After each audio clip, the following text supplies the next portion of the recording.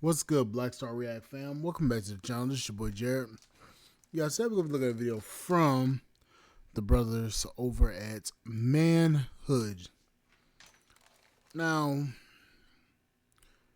this right here is a key example as to when men have had enough, they've truly had enough. I want you guys to see this. Because, saying you'd rather pay a hooker than go on a date is crazy. Look at this. Literally spent over $500,000 on hookers. Best investment ever, because you know what that ROI me spent, and you're laughing because it's like, oh, it's funny, but you're like, wow, that makes an incredible amount of sense, and that's why it's like kind of comedic in sense. But I've thought about these things, and as far as my investment, $500,000 on hookers, I've made millions with those days saved, where I don't have to entertain the bullshit. I don't have to, like, let's go to a movie and this and that. Honestly, why not? This man found out the secret to getting laid without risking his life. He is loving it, he has more time for his investments, and no one is nagging him all day. It might look unethical, but by the end of this video, you will see why he is absolutely right and why other men are joining him. Stay until the end, because this video is very interesting. Let's get into it. Like, they love them some hoes. Like, they love them some hoes. I'm not saying go be a hoe. I'm not saying that don't do that. Don't do that. But I'm just saying boys love that shit. They really do. They love them a hoe. This woman is confused. She doesn't understand business and relationships. We are not in love with these hookers. We are in business. They are cheaper, and it's a pleasure business. What does buying a hooker and buying a sandwich have in common? Both could have been avoided had your wife done her goddamn job in the first place. Tell me that's not fucking funny. That's true. The wives refuse to do their jobs. Now we have to pay the hookers. They do a better job. From experience, and unlike the women who want to be married, they are always available. All guys want is pussy. Or could it be that the men that only want pussy, the men that only want sex from women, is because that's all that the women have to offer? Because for me, if pussy's all you're offering, pussy's all I want. This is where... Here's the problem. When you start to the problem is when you start to actually tell them the truth, when you start telling them the truth about this shit, they don't want to actually listen to it. Let's face it. They know it's a transaction. Pay them their money. Do what they do and keep it moving. Things get hard for them. They all offer one thing, their body. That's why it's all we want. They have shown time and again they offer nothing more. Why then would we ask for anything else? Men, these days, I see they prefer hoes. I just said this. Because y'all men love you ain't gotta hoes. guess. You can't get your heart broke with a hoe. Cause I know what this is. I know what she's capable of. Yeah. But you got this bitch. I can count on one hand how many so now you fall into a different love for her. Yeah. This what happened when I can get destroyed behind this. But this hoe I know what she's capable of. That's crazy. Not only are we safe from divorce and false allegations, we can't get our hearts broken. We are not emotionally or financially invested at all. It's kind of insanely tragic to watch certain women degrade themselves and other women for the validation and attention of men who don't even see them as human beings. Watch them throw away their dignity and their self-worth for an audience that doesn't even like them, that would drop them like this, that wouldn't spit on them if they were on fire unless she let them hit. Like, girls, stand up. They don't even speak kindly of you, and you would throw yourself off a cliff for an ounce of their attention. They still treat you the way they treat the rest of us. They still call you the things that they call the rest of us. You cannot outrun your womanhood. These women degraded themselves. They made themselves objects of pleasure for men. They showed us all they want to be slept with and dumped without a connection. Stop this narrative that men don't like hoes. They love them. They just don't like when a hoe wants to be a girlfriend or wife, but they love them. Stop acting like you're not a hoe, and maybe you'll see how much niggas like hoes. You understand? Yes, we like what they offer, not themselves. The idea of saving them from all the trauma and baggage of sleeping with hundreds of men, that one is a no. We don't want that. All women today are basically prostitutes. Even if you're married, you're a to, in a way. I don't think most women are into sex. They're into what sex can bring them. Yeah. Which is the money, all the fun trips, the surgeries, the makeup, the clothes, everything they can put on the gram. They're in it to satisfy your itch so they can get what they want. But in the end, they don't want to have it. They want to get the marriage bill, pop out the child so they can get the bag secured, and then they're retired. If all of them are hookers and whores, what is the point of loving any of them? What's the difference between having a girlfriend and a hooker if they all have similar body counts? They are all the same. How many guys have you got with in one night before? Like 10. 10. Like 10. Open your eyes. You got with 10 guys in one night? Well, it was before we dated, so it doesn't matter. It does matter to me. Wow. I didn't see that one coming.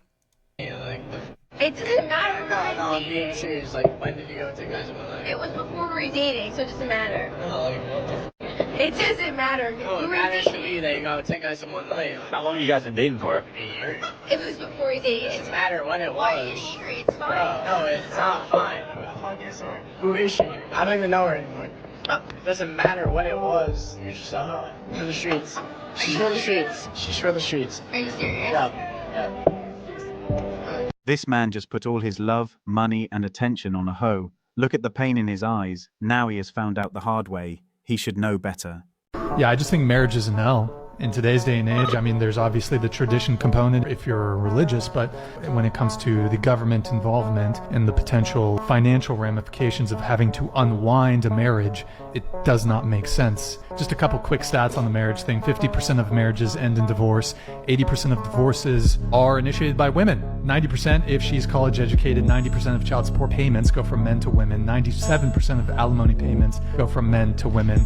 So I think marriage is a pretty big L for men, and they get absolutely crushed in the court system. Prenuptial agreements can get thrown out. So even if you do have a prenuptial agreement, they can definitely be thrown out. They're not bulletproof. So don't get married, guys. Don't do it. The marriage contract is written to benefit the woman every time. There is not a single benefit left for us in a marriage. That's why we stopped getting married a long time ago. Let's be honest. The benefits they really aren't worth the headaches that you get. I know a lot of women gonna sit here and say, oh, it's worth it to do it. It's really not, because when you start looking around and start actually seeing the shit that goes on, you're just like, you know what? It's really not even worth actually dealing with.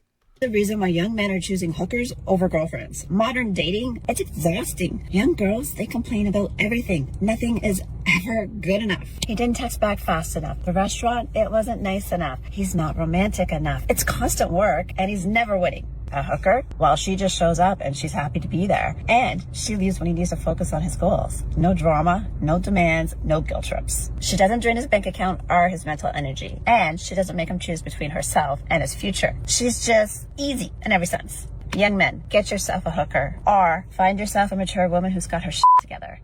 We have seen there is no difference between these girls and hookers. Now, why would we choose to invest money, time, and energy on them? Women suck at almost everything, and they are not pleasant to be around. If you could go back in time and tell your 18-year-old self one thing, what would it be?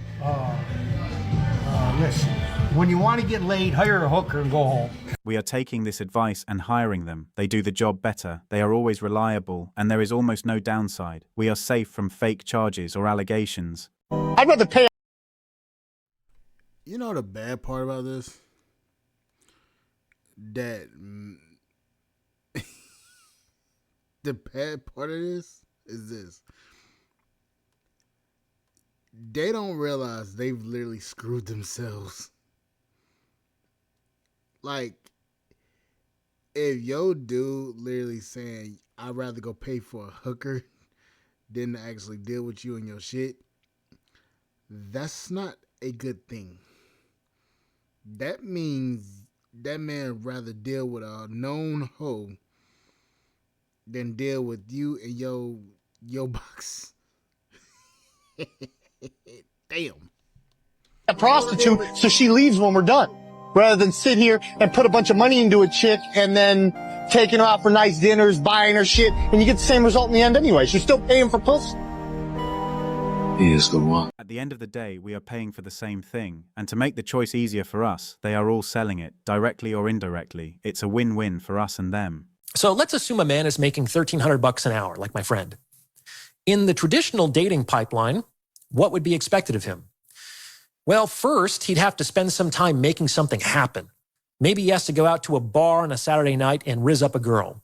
And this is hardly a sure thing, even at the local meat market, so he'll have to have the energy and the emotional resilience to deal with the rejection that inevitably stands between him and an actual prospect.